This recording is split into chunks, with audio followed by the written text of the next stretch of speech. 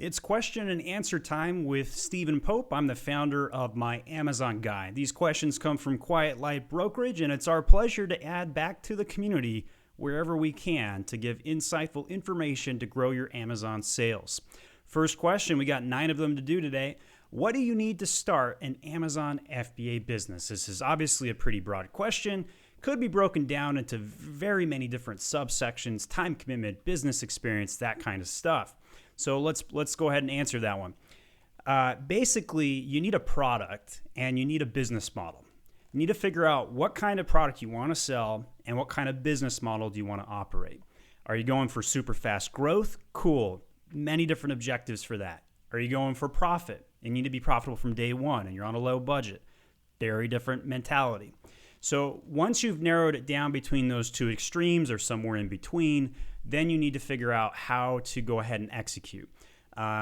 Everything you need to start a business, everything from getting your LLC or your S Corp in place, making sure you've got your side hustle figured out if you're doing this as a side gig, and you know how much time commitment it's going to take.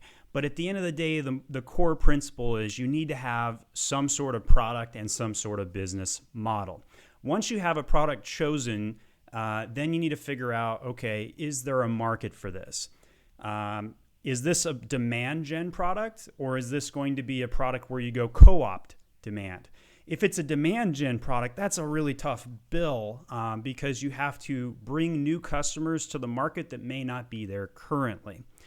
For example, if you invest and create this brand new widget where it's never been done before and it solves a problem people didn't know they have, that's a demand gen product. And you're not going to have keywords and traffic to go co-op from your competitors. It just simply doesn't exist. Now, for demand gen products that do work, and generally they're maybe 1 out of 20 that do work, they make millions of dollars. But for the most part, 80 to 90% of us in this business, we're going to be co-opting demand. So we're going to market with another Me Too product, but hopefully putting your own personal spin on it. You want to have, let's say you're going to try and sell yoga mats. Well, if you go into yoga mats right now on Amazon, look at the top 3 sellers, the top 2 or 3 main complaints are, man, these things stink, they're slippery, and they fall apart. So can you solve 2 of those 3 big main problems? If so, you've got a Me Too product improvement. You can go to market all day long with that. So go to market with a product that you think will be successful. I always like to launch 3 products at the same time. Every 3 products you launch, 1 will do well, 1 will break even, and 1 will make a loss. So if you use that math, it does check out over time, 33% success rate, and you double down and reorder the ones that do work. All right, question number 2, how to find profitable Amazon FBA business ideas and products that won't require a large budget to launch. Generally speaking, you want to avoid anything with technology or anything that the cost of good is above $5 to answer that question. And if you have an item that is above those thresholds and your minimum order quantity is 1,000, well, you're going to be pretty invested into that product very fast. Now, there's a lot of benefits to going with an expensive product because it means the market entrance of your competition will be greatly less. You're going to have less side hustlers out there chasing down your product. But if you go to market with an item cost of good that costs $1 or $1.50 to make, very easy to compete with you. I could go to market with $1,500 in my pocket and try and knock off your product. So you get the idea.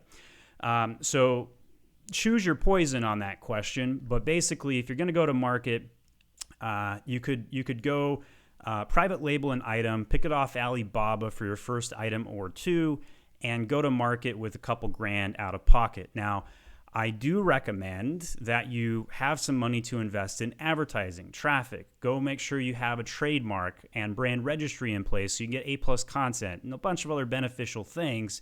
Technically not required to sell on Amazon, but as Amazon enters its maturity phase, the better and more optimization you do, the better off you will be to compete. It's never been a better time to sell on Amazon, but it's also never been a more competitive time to sell on Amazon. Amazon is raising the bar. They make it harder to sell on the platform, harder to even open up the application, but more people are entering the market and shopping on Amazon. So I like to use Helium 10 for any product research questions. So you go to Amazon.com, use the Chrome extension Helium 10. You can also use Jungle Scout and a few other variety of tools, and basically just crawl products that you feel familiar with.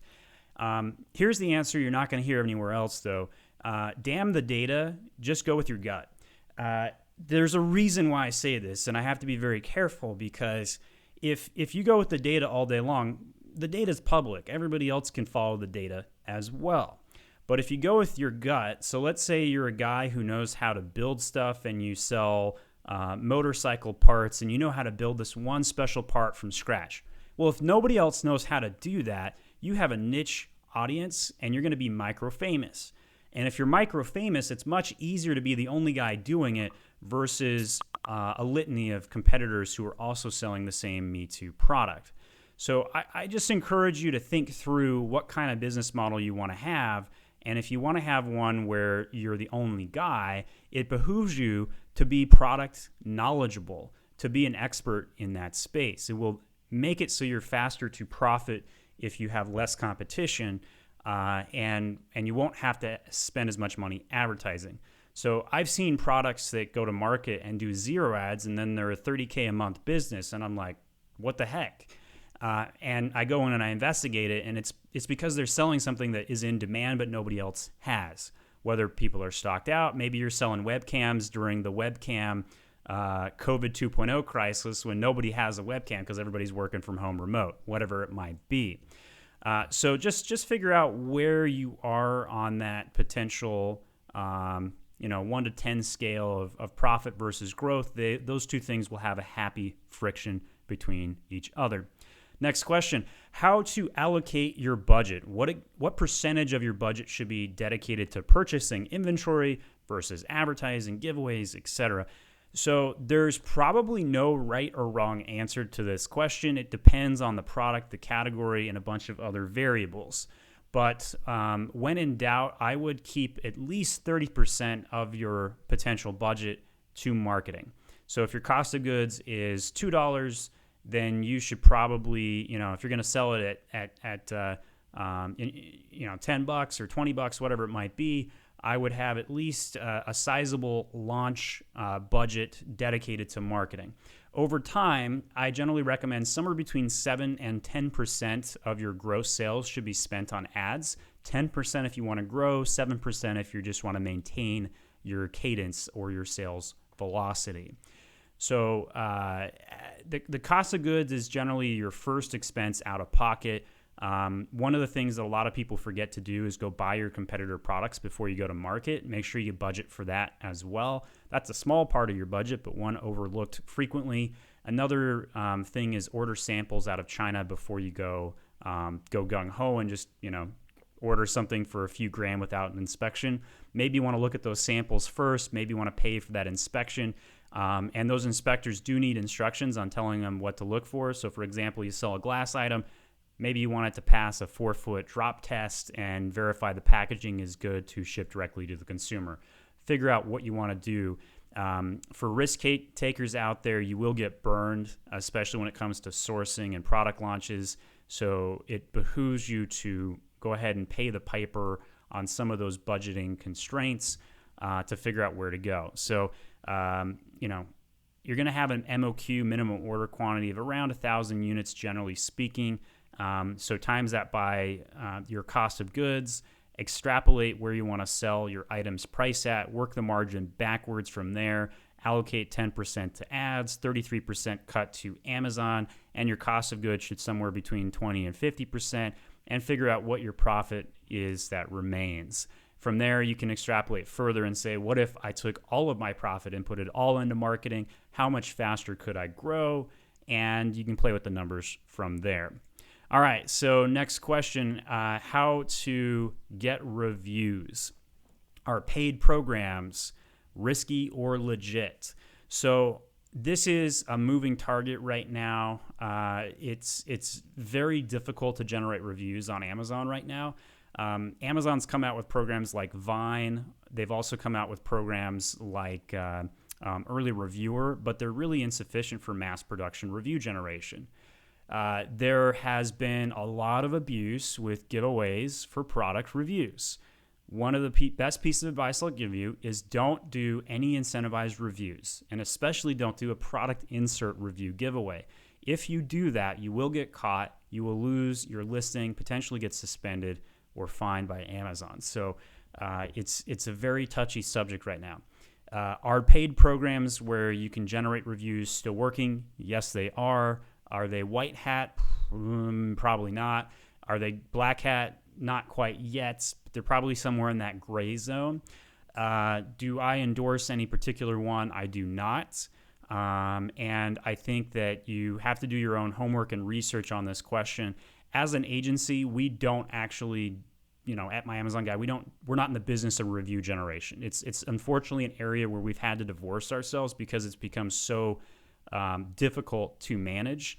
We basically use programs like Feedback Whiz to do email automated generation, but beyond that, not a whole lot else. Organic reviews come in at a pretty paltry rate, somewhere between 1 out of 100 will leave a product review. You put up an email series like Feedback Whiz, you might get it to 2 out of 100 and go from there. So unfortunately, review generation's never been harder. And I would say it should be an afterthought to most of your strategies, and just focus on delivering a high-quality product. I think you're better off putting money into the quality of your product than trying to generate reviews for it. Let the organic reviews come in over time. You can't compete with those guys with 3,000 or 4,000 or 5,000 reviews. Just go to market with a high-quality product and put advertising dollars, and you'll do just fine. Are you going to do as well as those guys that have been around the block a while? Probably not. But over time, I think that playing field will continue to be leveled. All right, so next question. Is there a minimum budget that people should have in order to start an Amazon business?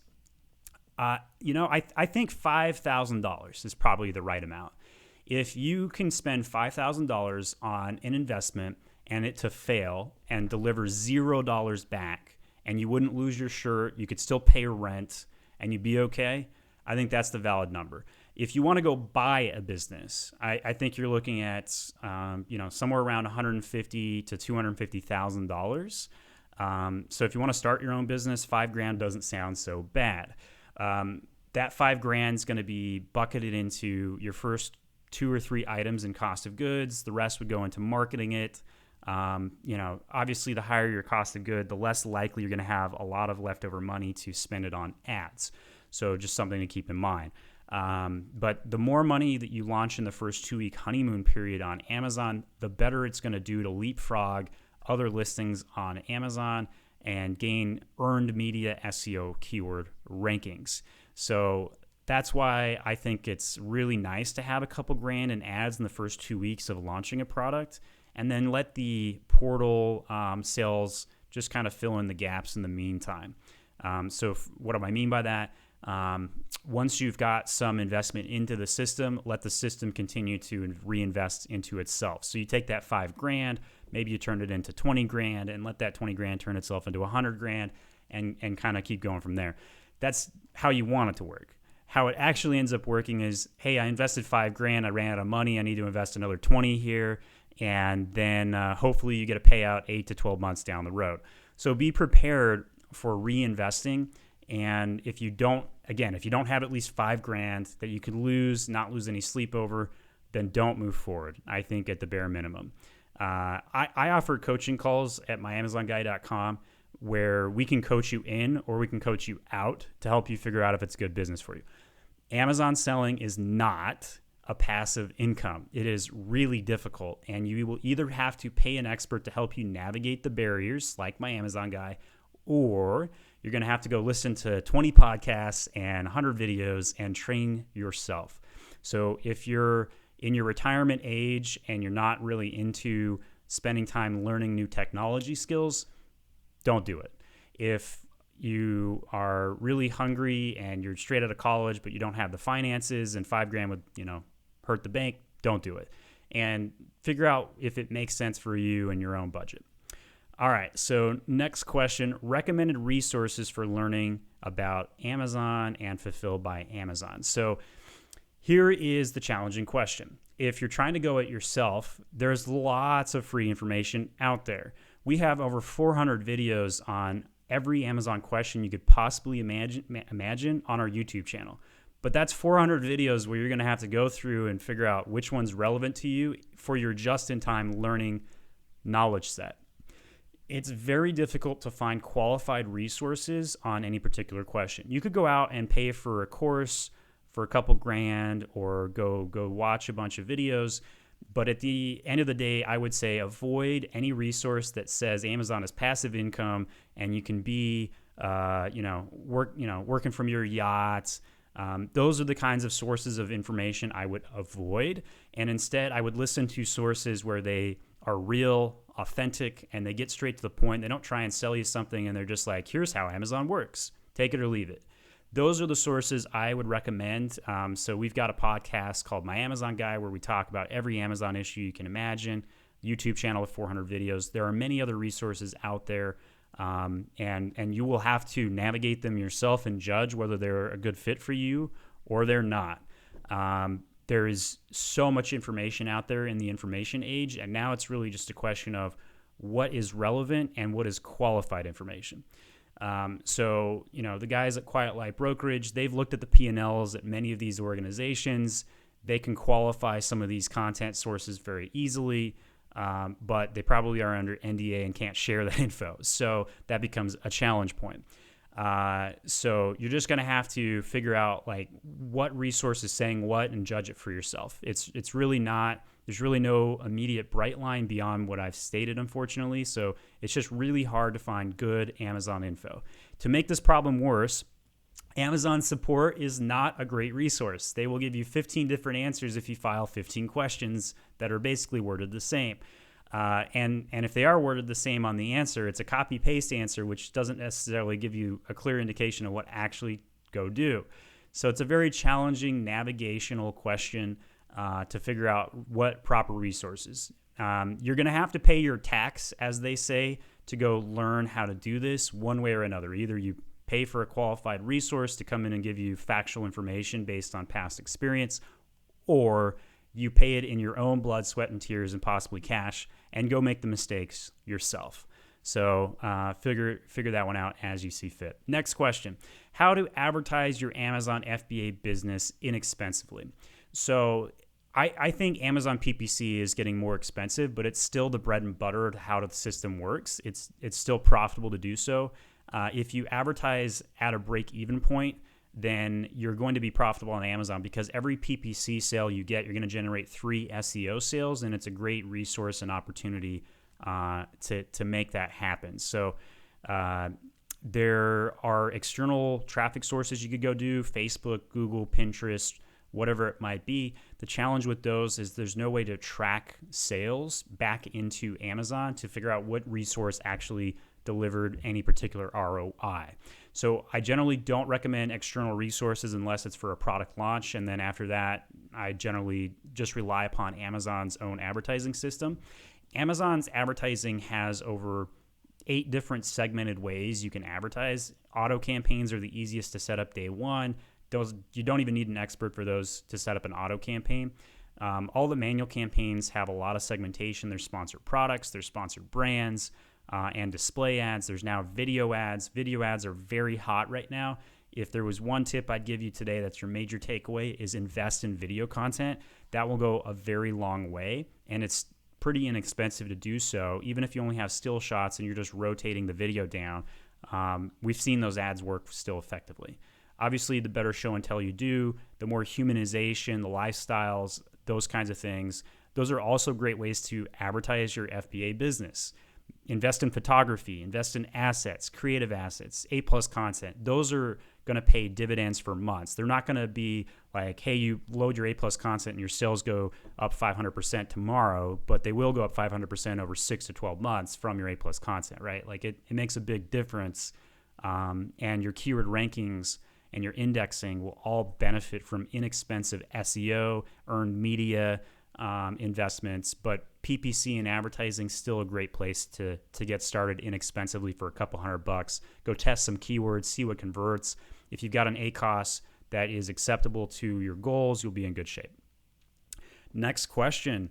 examples of successful Amazon businesses were started with a small budget. So I'm going to share two business examples that I've used. Both are businesses that I've personally started. So I don't have a lot of permission to share other people's businesses. So that's why I'm defaulting to my own.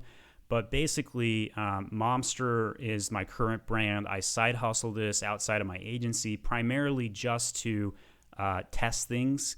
But I started this particular brand with a $30,000 investment, and ordered a container load of decanters and wine glasses out of China.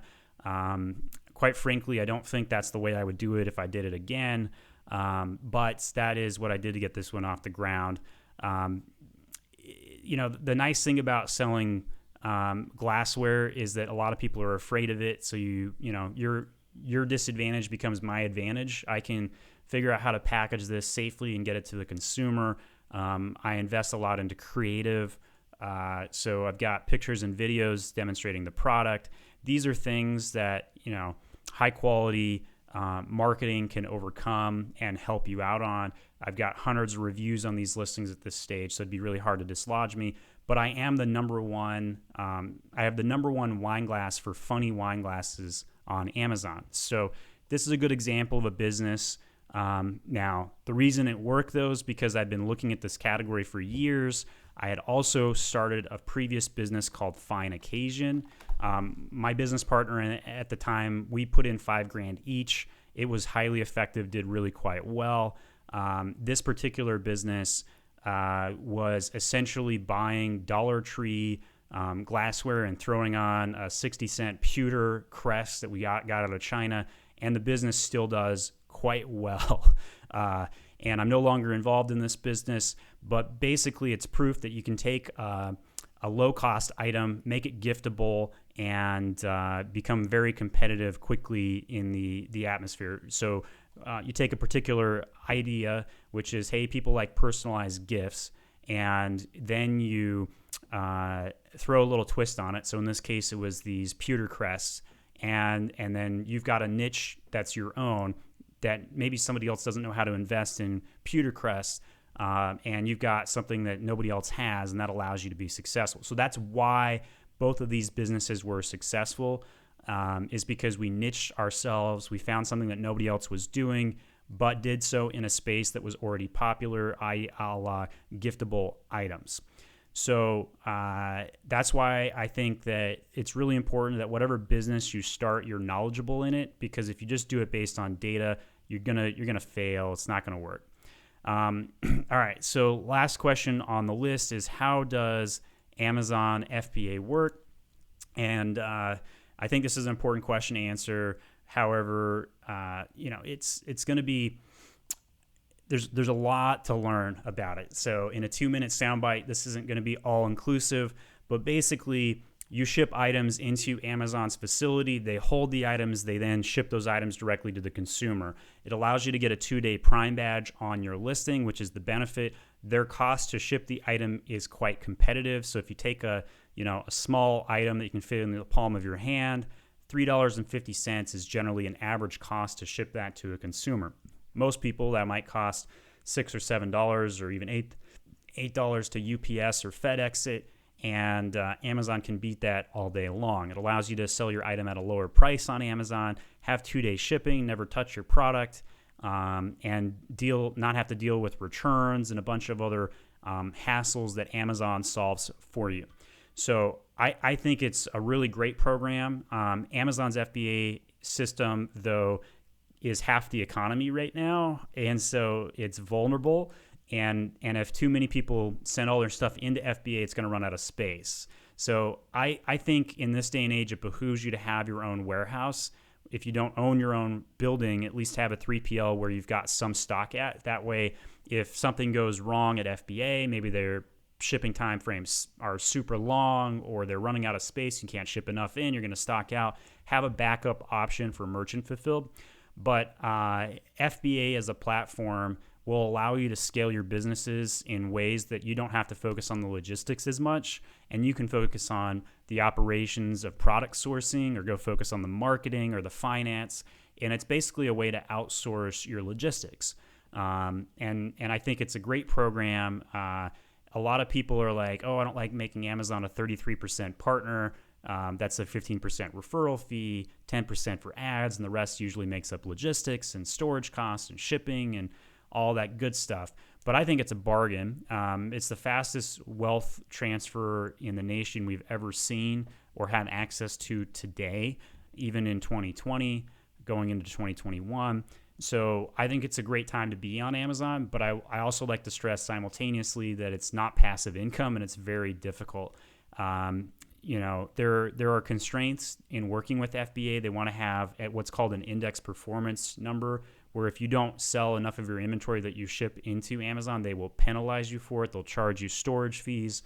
They'll limit the ability to restock it. So there's a lot of nuances that are involved with selling FBA via Amazon right now, and you just have to be kind of aware of that.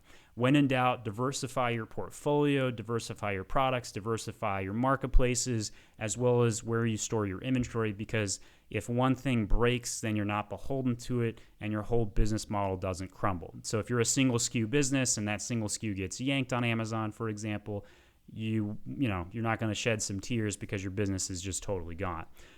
So diversify is definitely a great idea or concept. So hopefully you found that helpful today.